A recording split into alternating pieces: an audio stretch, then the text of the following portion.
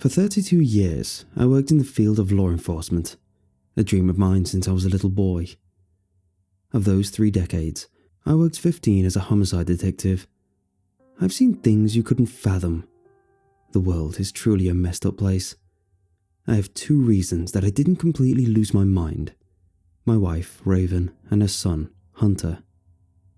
As of a year ago, I thought that I'd escaped the darkness, but now I fear that the darkness is invading my own home. My wife and I live in a 2-story house that we built several decades ago. We are a ways away from the bustle of our city, and our closest neighbours, who happen to be Hunter and his family, live about a mile down the road. We enjoy living in the relative solitude. I take our German Shepherd, Mr. Morris, on regular walks through the woods and on fishing trips with my Raven and I. Though I will never forget the horrors of humanity, I still felt as though I would finally be at peace with myself and the world. Is that so much for an old man to ask for? I started my day off the same as any other. I had a cup of joe, put on my worn sneakers, and took Mr. Morris on a walk at about 6 in the morning. My wife, a school teacher, had already departed for the day. The sun was peeking out over the horizon, bathing the light layer of snow in orange light. Mr. Morris ran out ahead of me, coming to a stop at the pond that we usually fished at. He promptly began barking, staring out across the waters. "Mr. Morris, quit your belly aching before you wake up your brother." I came to a stop beside him and looked across the black surface. Either my eyes were playing tricks on me, or someone was on the other side of the pond. It was still dark enough that I questioned myself and rubbed my eyes before glancing again at the other bank. Nothing. Mr. Morris continued barking for a few more seconds, but eventually a squirrel caught his attention. I wasn't so easily distracted. I continued to scan the trees across the way, but finally dismissed the subtle movement as that of an animal of some sort. Mr. Morris and I continued our walk without incident. I flipped on the news and sat down with a bacon, egg, and cheese croissant. Mr. Morris, likewise, lapped up the fresh food that I'd placed in his bowl. I took a bite of my croissant and focused on the television set. The newscaster was discussing the disappearance of a local woman, Denise Lawson. I had seen this before. The poor girl had been missing for about 2 weeks now. She was young, about 23 years old, with long, red hair and green eyes. For the 3rd time that week, I found myself remembering one of the darkest parts of my career.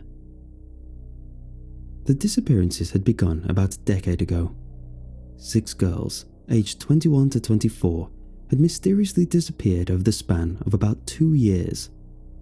I will never forget their names: Patricia Bledsoe, Karen Whitaker, Julia Voss, Jamie Calloway, Nia Justice, and Felicia Smith. They all had 2 things in common: red hair and green eyes. Only the partial remains of 2 of them had ever been found. There had been no forensic evidence and no groundbreaking leads. Someone claimed to have seen a man with one of the girls on the night she disappeared, but that was about as close as we got to ever identifying the sick person who was taking these girls. This case was more than a little personal for me. Patricia Bledsoe was my wife's niece. I'd known her since she was a little girl. I stared down listlessly at my croissant, having suddenly lost my appetite. I put the plate on the end table and got up, headed to my computer, and tried to keep my mind occupied with some online solitaire. A few hours later, I got the call. It was, to my surprise, one of the officers from the station that I had known for a few years. I hadn't heard much from him since I had retired. "Barry?" "Hey, Detective Vincent, this is Barry." He sounded nervous. "I know, son, and you don't have to call me Detective anymore. Just Dario. How are you doing, buddy?" Barry hesitated. I'm good. Dario, sir. It's about your wife." I could feel my insides twisting up, like they had when I first heard about Patricia's disappearance. "Where's my wife, Barry?" "Sir, we've brought her in for questioning. She's a suspect for the disappearance of Denise Lawson and Tatiana Graves. I got to the station as fast as I could. When I arrived, I confronted the captain, a man I'd known and collaborated for many years, Eric Lloyd. Eric, what the hell are you getting at? Bringing my wife here to be handled for something we both full well know she didn't do. 3 other officers stepped forward, but Eric subtly waved them off. He was a tall and tired man with a clean-shaven face. He looked me in the eyes before responding. Look, Dario, you know I have the utmost respect for both you and Raven. You were at my wedding for Christ's sake, but I have to do my job regardless. Surely you understand that. I was fuming. What could possibly make you think that Raven was involved in any of these incidents? If I had a criminal living under my roof, don't you think I would know? There was a glint in Eric's eyes, and I already knew what he was going to say. I don't know, Detective. Your son was committing arson while he was still in your house, if I remember correctly. How dare you bring that up? Eric sighed. Look, just wait a few and your wife will be right out, okay? But heed my warning. Don't interfere with our investigation. With all due respect, you're not with the force anymore, sir. I paced back and forth for almost 10 more minutes, cursing indiscriminately. When Raven finally walked up to me, I didn't even notice her. Honey? Raven, are you okay? I took her in my arms and then stood back, examining her closely. She looked great for a woman of 54, her blonde hair falling past the shoulders, her heart-shaped face as full of life as it had been when I first met her all those years ago. Yeah, old man, I'm fine. Let's go home. I want to see Gabriel. I could feel the eyes of the other officers on me as I guided my wife out of the station.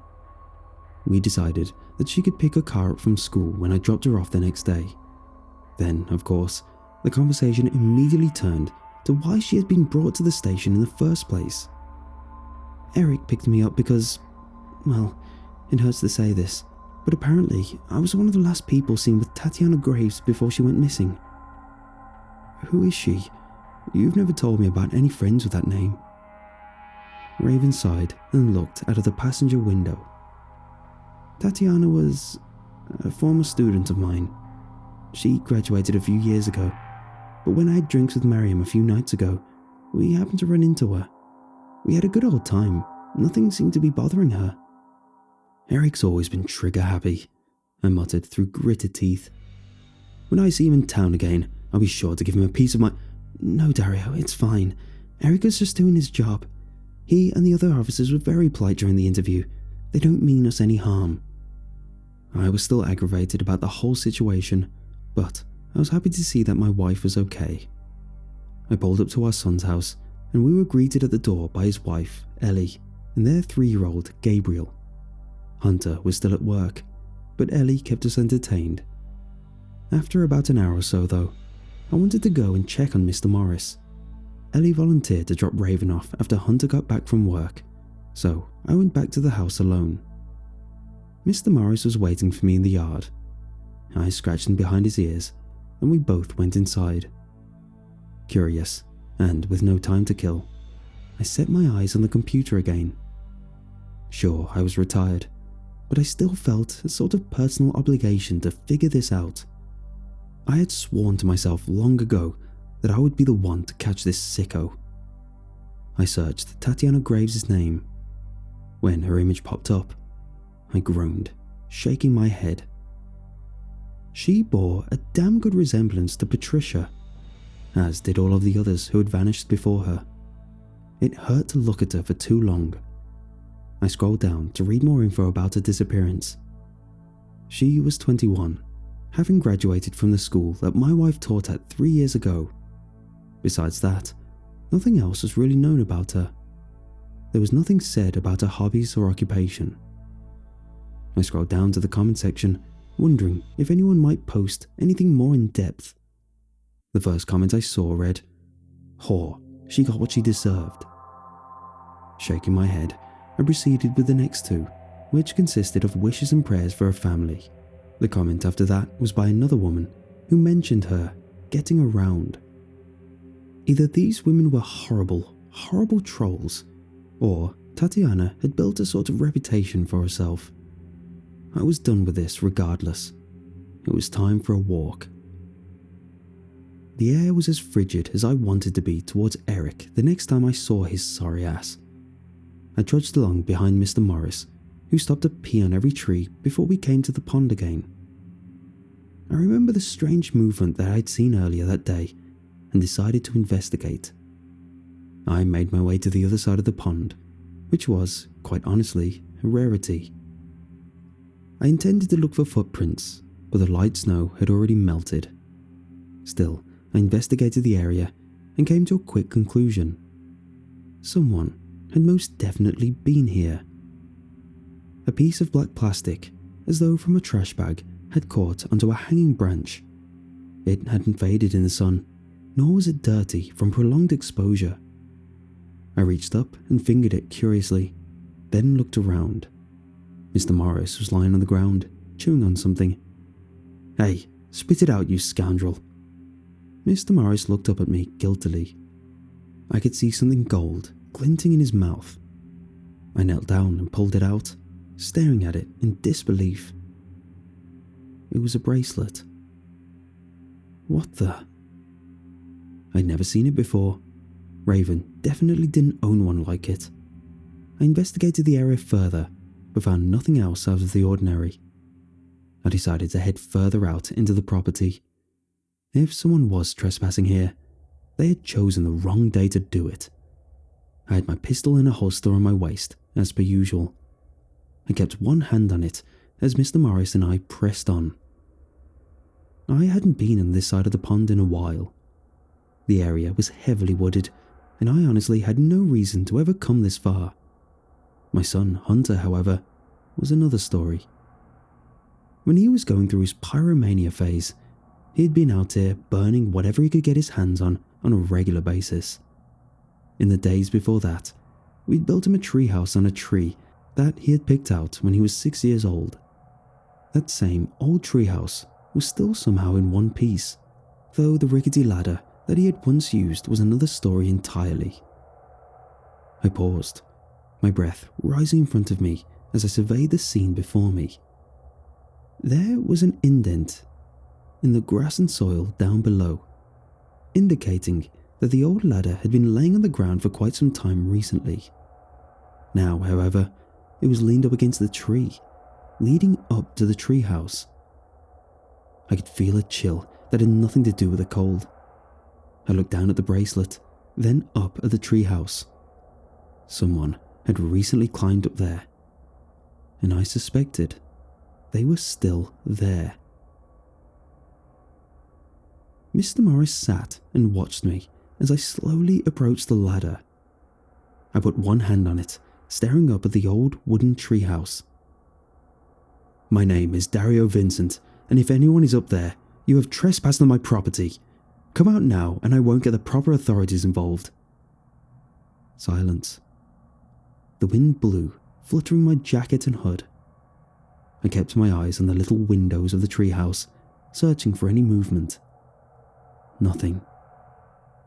"Okay, if you're not going to come out, I'll have to come up and get you myself." I put one foot on the ladder, which gave a sudden shake.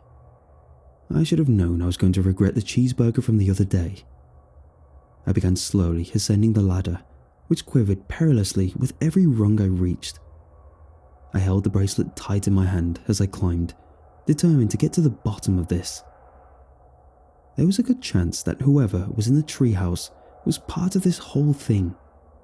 A foul, terrible, familiar stench suddenly wafted into my nostrils. I paused, now nearly at the top of the ladder. No way, there couldn't be a... I put a hand on the top rung. The sound of a gunshot exploded nearby, more terrible than thunder in the heaviest storm. Startled, I lost any balance that I had on the ancient ladder and felt myself toppling over. The world was suddenly upside down. And then, It was gone entirely. I was in pain, a lot of pain. My head felt like it had split open, and I knew that my radius was fractured. I groaned as I laid there in the cold grass, forgetting momentarily why I was lying there.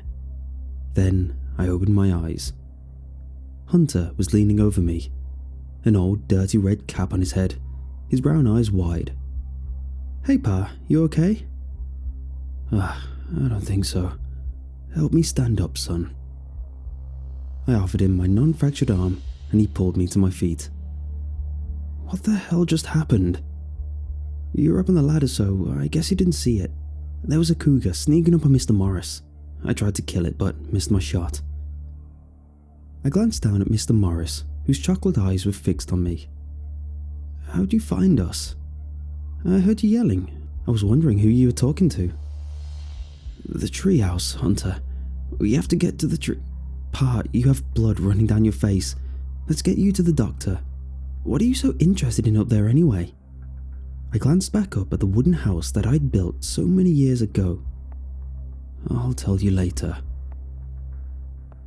It was during the drive to the doctor's office that I realized my cell phone was missing.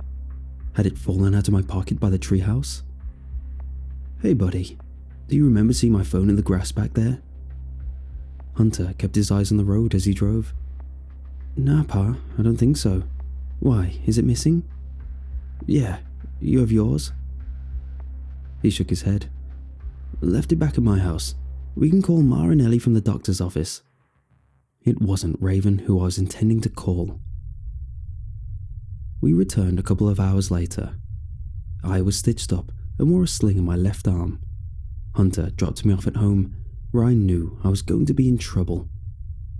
"What the hell is the matter with you? You could have at least told me you were leaving. Ellie and I were worried sick." "Yeah, darling, I'm sorry. I was losing a lot of blood apparently, and Hunt didn't want to take any chances." "What were you doing out there anyway? How'd you hurt yourself?" It's horrible to admit this, but I couldn't trust anyone. The corpse was on my property. That meant any of my family members could have been involved. So I lied. "There was some still snow melting out there. I slipped and fell down one of them damn slopes. I'm just glad Hunt was out there to help me out. I just think that I left my phone out there. I'm gonna go back and grab it." Raven surveyed me from her spot in the kitchen, a book lying open in front of her. "Okay, be careful, old man." I couldn't climb the ladder with a fractured bone, so I fully intended to call Eric to send a couple officers out to discover the corpse for me. I hadn't gotten far before the smell of smoke reached my nostrils. Oh no. I ran the rest of the way to the treehouse, and my suspicions were confirmed. It had been set ablaze. Black smoke rose from the burning tree, and heat emanated from it, making me forget about the cold. I collapsed to my knees, staring in despair. The killer knew how close I'd been to finding the body. I was now in danger myself. I noticed my phone, which was lying near the spot where I'd landed. I crawled over to it to make the call. Eric, I need you to get over to my house as soon as you can." After the firefighters doused the flames, the investigation work started. The charred remains of a human had indeed been found. Eric told me he would do some more investigating on our property, but also that I needed to be careful. I remember his eyes flickering over Raven during most of our conversation. Raven was completely distressed. She insisted that we sleep over at Hunter's, wanting the family to all be together. I sent her on her way, promising to meet her there. I told her that I wanted to speak with Eric more. In reality, however, I wanted to do some investigating of my own. I went through Raven's drawer, closet, and every other area of the house that I could. It wasn't until I dropped an old photo album of hers that I noticed something odd. The album had flipped open, and I could see a photo that we had taken together as a family. Hunter, still a teenager, was already taller than the rest of us. Raven stood next to her sister, Amber, the two of them grinning. Amber's daughter, my precious Patricia, was standing between Amber and I, and her arm around my shoulder. But I could no longer see her face.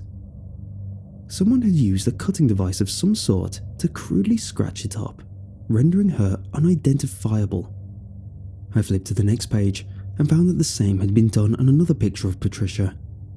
Every single photo of her had been vandalized. What the hell? I closed the album and put it back where I had found it. This was going to raise my blood pressure. I didn't want to believe that my family was really a part of this, but at this point, it was obvious that something was off. I went to check Hunter's old room, and upon inspecting his closet, I cried out and fell on my ass, pushing myself backwards. Mr. Morris dashed into the room to check on me, but my eyes were on the old mason jar that I had just discovered. It was full of human teeth. I heard the creak of the back door in the other room. Oh no. I leapt up and slammed the closet door. I tried to hurry out of the room. In my haste, I tripped and fell, and the pain in my arm flared up. I could hear the slow footsteps of someone approaching down the hall. I reached down and pulled my gun from the holster. "Pa? What are you doing?" Hunter had appeared in the doorway. He stared in confusion from me to the gun in my hand, to Mr. Morris, and finally to the closet. "Oh, hey bud. Mr. Morris nudged his way in here, and I came to grab him. It's kind of dusty, so I lost my footing and my gun fell out. I was just picking it up." "Okay. Come on, we're all waiting for you." It's safe to say I didn't get much sleep that night. What little sleep did come to me only resulted in nightmares. I would hear the creaking of the door, the agonized wailing of a woman being tormented, and a sweet voice as she moaned my name. "Dario! Dario!" Raven was already off to work when I woke the next morning. I took Mr. Morris on a walk and returned to my house. I should have called Eric about the teeth, I know, but I've already said it before.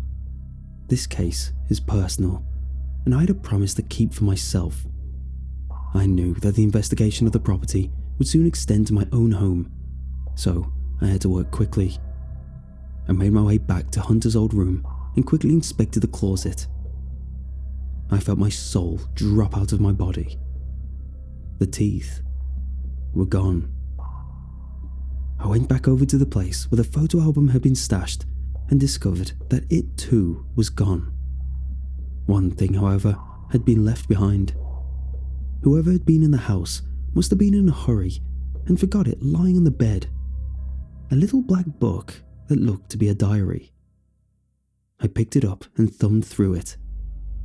This had most definitely belonged to Hunter when he was growing up.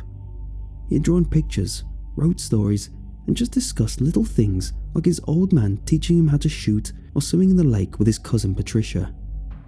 Then I got to the last page. Scribbled on it, in red marker, was one word. Sugar pie. I took advantage of the time alone and whipped out the old map that focused on the locations that each of the girls had last been seen in. Karen Whittaker had told her roommate that she was going to work, which happened to be a strip club down the street from where they lived. Karen had been known to walk to work, it was so close. Her abductor could have easily learned the typical path she took to get to work. Julia Voss had been on a date with her boyfriend the night she went missing. We'd interrogated him pretty harshly, but it was evident that the guy wasn't to blame. Julia too had been out alone late at night, possibly doing some last-minute shopping before being offered a ride from the abductor. Jamie Calloway had actually vanished in broad daylight, having last been seen at a community college. Nia Justice, whose mandible had been found in a field later on, had been taken after a friend's birthday party. Felicia Smith had gotten into an argument with a friend at a bonfire and stormed off drunk, never to be seen again. Sweet Patricia, my sugar pie, had last been seen by, well, according to the investigation, her mother, Amber, who she had visited on that fateful evening. That brought me to the two new girls. The abductor had taken Denise Lawson as, again, she walks home from work. And I don't know all the details about Tatiana Graves yet, but apparently she had had drinks with my wife on the night that she disappeared. I studied the map intently and, with my family in mind, made a discovery that had flown right over my head before. The strip club, restaurant, community college, apartment the party had taken place at, the site of the bonfire, and the bar had each been within 5 miles of the school that Raven taught at. 3 of the 8 girls had graduated from that same school. At least 2 of them had unsavory reputations. Karen, the stripper, and Tatiana, who had apparently been getting around. The only other thing all these girls had in common was their unremarkable resemblance to each other. Whoever the abductor had been, he was either incredibly persuasive or didn't work alone. It was, however, unlikely that these girls would take rides offered to them by strange men. A woman, however, would seem more friendly and trustworthy, especially if she happened to be a well-known local teacher. I took a swig of the bourbon that I had retrieved from my hidden stash. I had been sober for about 8 years now, or at least that's what my wife thought. I took 2 more big gulps before sitting back, staring at the map of the city before me. I found myself thinking about Hunter's diary, the word that he had scribbled. Hunter had been attending the high school that his mother taught at 10 years ago. He was a junior when Patricia had first gone missing, and there was no way he knew that name. No way anyone could have known that name. There was the incident in the woods with the gunshot that had nearly caused me to break my neck. Why hadn't he just straight up shot me, you say? Well, it's easier to explain away an accident than it is 2 members of your family going missing, especially with one of them being your father. Hunter would know that Eric and the full force would be all over him if he had been foolish enough to try get rid of me. He had seen me climbing the ladder to get to the treehouse, but when had the fire started? Had Raven set the treehouse ablaze just before I arrived back home? Had Hunter tipped her off? Or did she just suspect that I'd gotten hurt climbing the old ladder? The ladder which had been left lying on the ground after I'd fallen? I took another swig and grimaced. Speaking of the ladder, there was no way in hell anyone would have been able to haul a dead body up it. The victim, most likely Dennis Lawson, would have to be taken to the treehouse alive, perhaps ordered by gunpoint to climb the ladder and into it. For what reason? I found myself thinking of the teeth and felt sick. The abductor was likely torturing these girls brutally before slaying them. Eric had only recovered 1 corpse from the burnt treehouse, but the other girls had been dead for a decade now. Their murderer could have easily dispatched their bodies by now. And then there was the black trash bag. The back door creaked. Pa? Hey, it's me and Elle. We came to keep you some company. I didn't respond. I'd come to my conclusion. The diary was the MO. It all made sense now. I'd been suspecting Raven, but no, this all came down to one person. My son. He was the one who had taken my sugar pie away from me. Hunter's head popped around the doorway. I bought crab legs and... He trailed off, his eyes going from the map to the bottle of whiskey. Pa, I thought you quit drinking a long time ago. My eyes were watering. Hunter, how about you and me go for a walk, I need to talk to you about something. I could hear Ellie making Gabriel laugh in the living room. Hunter looked worried, but he shrugged. Okay, Pa. I looked him over and took note that he wasn't carrying his gun. Good. I took 1 more drink from the bottle before standing up and walking up to him. I clapped him lovingly on the back of his neck and rubbed his back. I led him to the back door, and Ellie looked up from playing with Gabriel. Everything okay? Yeah, Ellie. We'll be back, I replied, and shut the door behind me. There was a light snow falling, and the air was crisp. The tension between my son and I was clear, and not even the presence of Mr. Morris trotting along ahead of us was enough to soothe either of us. We walked in silence for a bit, eventually coming to the police markers that prohibited us from moving any further. No one was out here, however, so we trotted on. After a few more painful minutes, Hunter finally gathered the courage to speak. "You okay, Pa?" "Oh yeah, I'm just fine, son. Good land we got, Your mother and I moved out here about 30 years ago. If anything, this place was a bargain. I love her just as much as I did back then. There's nothing I wouldn't do for her, or for you. You know that, right?" Hunter was staring down at the snow as we crunched through it.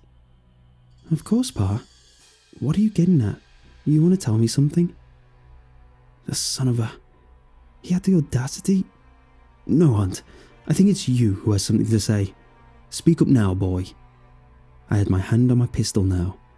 Hunter saw this and came to a stop, his brown eyes wide and bewildered, his breath rising up from in front of him. "Pa, I don't know what you're talking about. What the hell is going on right now?" My cell phone began to ring. I answered it without taking my eyes off of Hunter. "This is Dario." "Hey, Dario." It was Eric. "I wanted to give you a heads up. A friend to a friend. Please don't make me regret it. I have 3 squad cars en route to your house. In addition to the remains in the treehouse, we retrieved a mutilated corpse in a trash bag from the pond. It was Tatiana, Dario. We're gonna have to bring you all in. Raven, Hunt, Ellie. I know you're the one who kickstarted the investigation, but you have to come too. You know the protocol." "Thanks, Eric, but come fast. I suspect my son might attempt to kill me in the next few minutes." "What?" I hung up. Hunter had turned as white as the snow around him. "Pa, why did you say that?" I shrugged. "It was strategic. This way, I can claim self-defense when the judge asks why I shot you." Mr. Morris sat watching us from a few feet away, his head tilted. "Pa, what the hell are you talking about? Why would you shoot me? This is crazy. Let's just go back to the house." "I won't have to shoot you as long as you admit to it. Even though I want to, I won't do it, even after what you did to her." Hunter was shaking, though whether it was from the cold or absolute fear, I did not know. "To who?" "I saw your diary, Hunt. Sugar pie?" Hunter's shock shone through, clear as day on his face. He clenched his fists. "Pa, don't lie to me, Hunter. You know." Hunter glanced down at the ground, his own eyes tearing up now. "Of course I do, Pa. I would wake up from the damn creak of the back door every time." He looked me in the eyes. "You would wait until Mom was off visiting Grandma or with her friends or working that second job she had at the time of the weekend. I could have forgiven you if it had been a random whore off the street, or if it had been a different woman each time. It could have been any woman in the world, but you chose Patricia, your wife's niece." My grip tightened on my pistol, still in the holster. "Watch your tone with me, boy. I've already told you I can shoot you at any moment. I didn't choose Patricia. We found each other. She had been down in the dumps. She had even considered taking her own life. Your mother herself was withdrawing from me. I don't know if it was the long hours on the job or her coping with her father's death, but I was lonely. Patricia reached out to me. I believed we saved each other." Hunter looked repulsed. "I don't want to hear it. I heard enough of it back then. The bed slamming against the wall, you calling her that disgusting ass name. Did you really think I wouldn't hear you? It's a wonder Mom never walked in on you." "Don't detract, Hunt. Whatever you thought of Patricia, you did not need to kill her, nor any of those other girls." Mr. Morris let out a long, low howl of discomfort.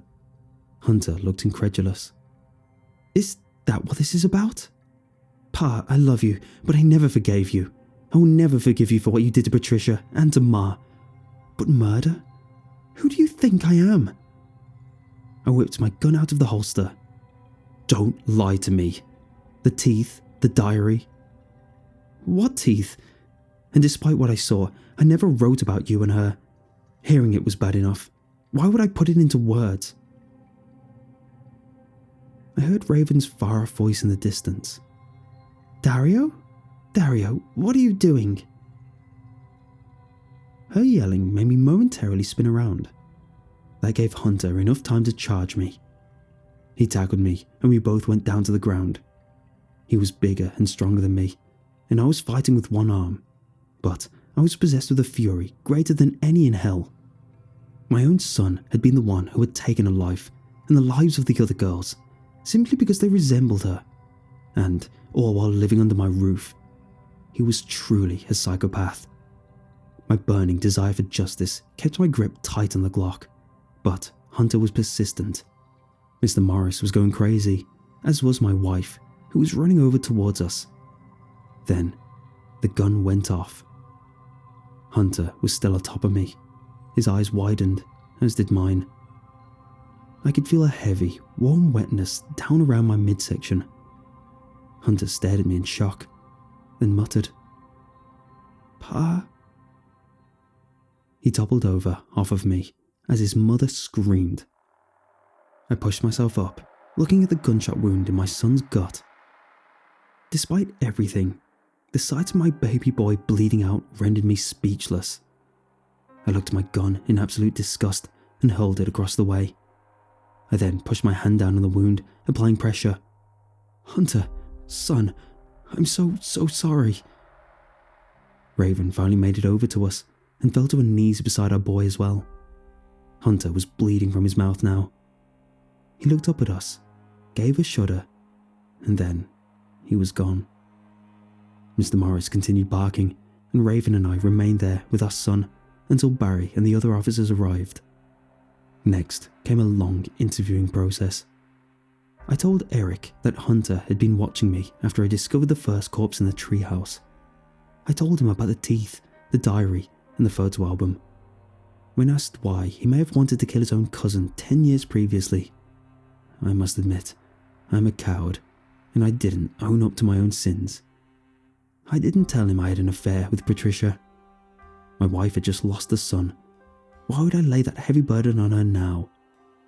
I instead told Eric that Hunter may have been jealous of the attention that I showered on his cousin, making him ride the bus to school while I hadn't hesitated in helping her buy a car and so forth. Eric expressed his sorrows for the devastating loss that my family had just suffered, our second in 10 years. When Raven, Ellie and I left the station, we were numb. Raven offered to spend the night at a hotel with Ellie, who wasn't ready to go back to the house. Gabriel had been left to spend the night with Ellie's mother. I didn't want to leave Mr. Morris alone, so I told them I'd be going back to the house to sit and prepare for the ramifications of the day's events.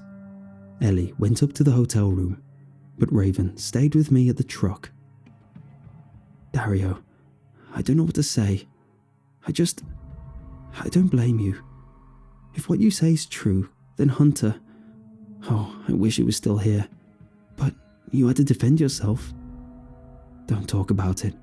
I know it'll be hard to try not to think about either. We'll be okay. It's going to be rough for the next few months, but we'll make it. Don't love our son any less than you did before.